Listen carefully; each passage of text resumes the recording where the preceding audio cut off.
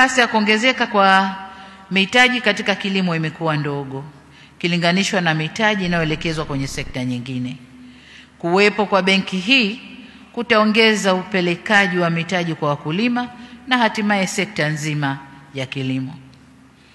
Ndugu wanaushirika, niombe mtambue kwamba pamoja na kwamba benki hii inajikita katika kuendeleza ushirika, bado ni benki kama zilivyo benki nyingine.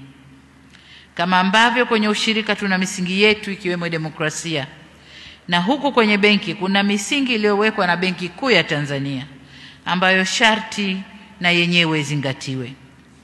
Na alisisitiza hili kwani kuzingatia misingi hiyo kutatuhakikishia uimara, uwezo wa kujiendesha kibiashara na uendelevu wa benki yenyewe.